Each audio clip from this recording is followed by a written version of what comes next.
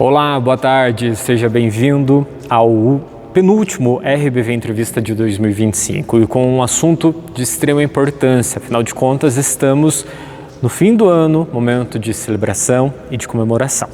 A gente fala hoje diretamente da Igreja Matriz de Videira, Igreja Imaculada Conceição, no coração do município, e a gente vai conversar com o novo pároco, Padre Fernando. Padre, boa tarde, seja bem-vindo ao RBV Entrevista e obrigado de nos receber aqui na casa de todos os viderenses. Boa tarde, Ernesto.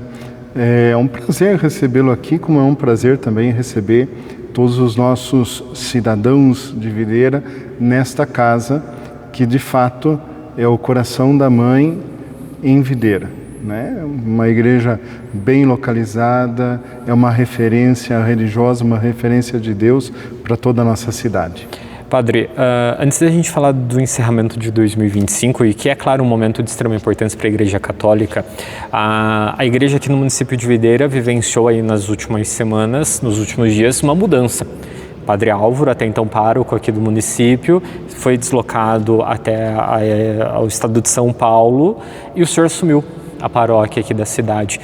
Como que foi esse processo de mudança e como que o senhor observa tudo isso? Então, eu cheguei aqui em Videira em janeiro deste ano, dia 10 de janeiro. E o povo de Videira me acolheu com um coração muito aberto, muito carinhoso, né? E durante esse ano eu trabalhei com o Padre Álvaro. E sempre que há uma mudança no governo da congregação, ou seja, teve uma eleição, foi eleito um novo provincial, imediatamente todas as funções ficam à disposição do novo provincial. Nosso provincial eleito foi o Padre César. Em outubro ele tomou posse do provincialado, né, do governo provincial. E nesse momento, ou a partir desse momento, ele começou a organizar ou a reorganizar a província de acordo com as necessidades que ele percebe, né? Que ele percebe.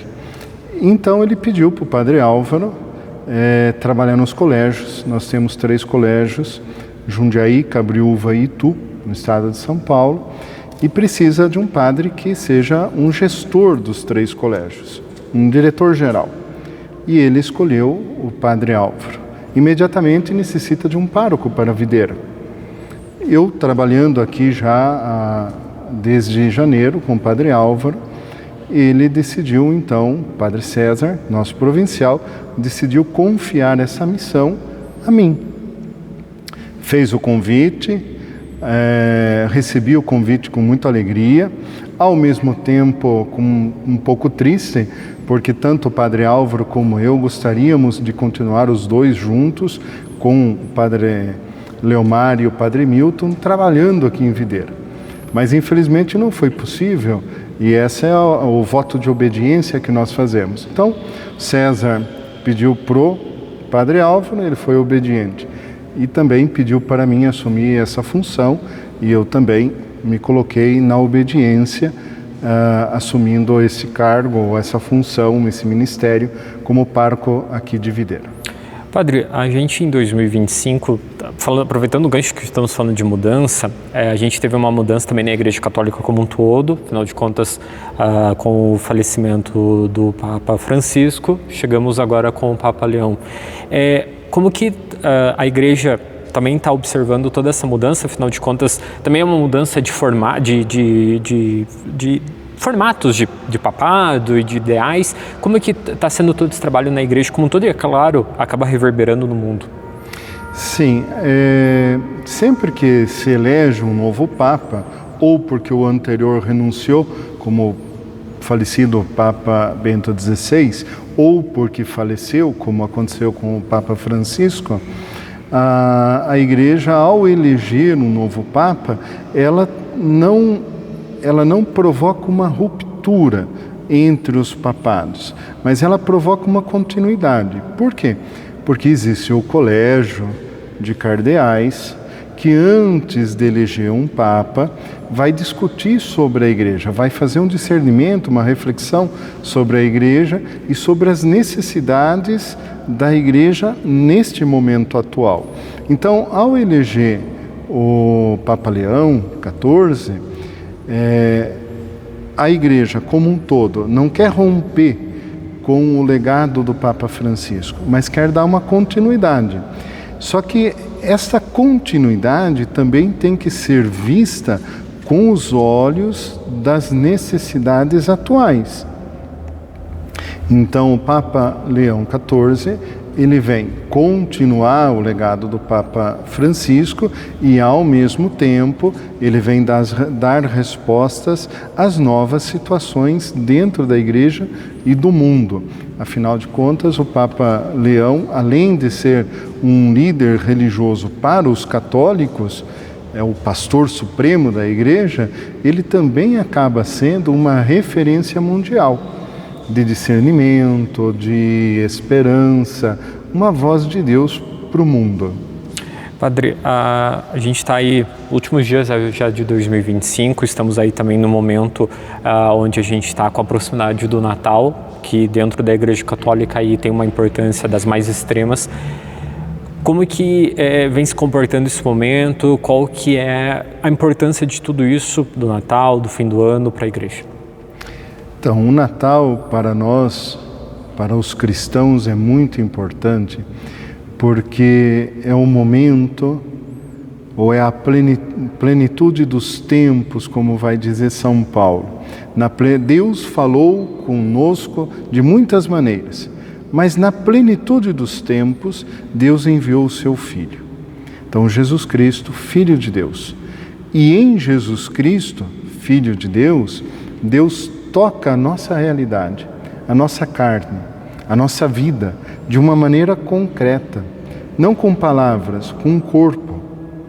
Não com ideias, com uma ação. Por isso, o Natal é muito importante para nós, porque o Natal é o momento onde nós celebramos a encarnação de Jesus. E celebrar a encarnação de Jesus é celebrar o beijo de Deus no rosto do ser humano. Aquele que era a palavra se fez carne. Aquele que estava no céu abaixou-se e tocou a nossa realidade e transformou o mundo a ponto de ser ainda hoje uma referência, né? Uma referência. Padre, no meio de tudo isso, a gente vem observando inúmeras situações acontecendo no mundo, principalmente guerras.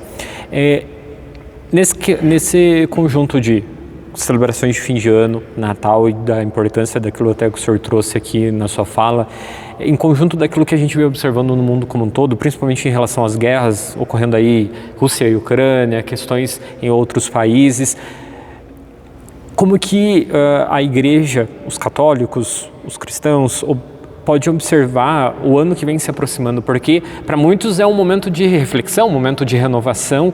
Com tudo isso, como que a gente pode observar o ano de 2026 que está chegando? Bem, eu penso que a melhor maneira de esperar e olhar o ano de 2026 como cristão é olhar da esperança, né? O povo de Israel, quando estava no exílio, eles olhavam para frente, para o momento seguinte com esperança. Hoje nós somos escravos, amanhã não seremos, né? Porque esperamos um Salvador. A mesma coisa, nós devemos olhar para amanhã, para o próximo ano, com um olhar da esperança. Hoje nós temos muitos conflitos no mundo, de diversos tipos de conflitos, políticos, econômicos, em diversas áreas. Como que nós olhamos esses conflitos? Como a fragilidade humana, a falta de compreensão, a falta de diálogo entre seres humanos que somos irmãos e não conseguimos permitir que a força maior que nos une como irmãos fale na nossa realidade. Então a gente tem que olhar o mundo com esperança para o próximo ano, rezando e pedindo a Deus que ilumine a mente, o coração das pessoas que estão envolvidas nos diversos conflitos mundiais, familiares, pessoais. Ilumine o coração e que nós nos deixemos iluminar por Deus para buscar uma saída, uma solução comum entre pessoas que somos, entre irmãos que somos. Nós não estamos falando com alienígenas, nós estamos falando de iguais para iguais, de semelhantes. Então a construção de um ano melhor passa por mim, passa pelo meu coração, quando iluminado por Deus. Para a gente complementar, Padre, aproveitando o gancho, a gente está falando de 2026, como que o senhor observa que serão os principais desafios para a Igreja nesse próximo ano aí que se aproxima? Bem, desafios para a Igreja para o próximo ano. É um bom tema. Eu acredito que para nós, como Igreja de videira, de caçador, alguns desafios nós temos. Primeiro, animar a juventude, para que os nossos jovens se sintam acolhidos dentro da nossa comunidade. A família, ajudar as famílias a entender ou a ter uma consciência mais profunda que a educação na fé dos filhos é uma necessidade básica, como a educação institucional, intelectual, como a alimentação, como a saúde. Colocar a fé à disposição dos nossos filhos é fundamental para que eles cresçam com uma vida saudável, como uma referência religiosa. Família, juventude, os nossos idosos também.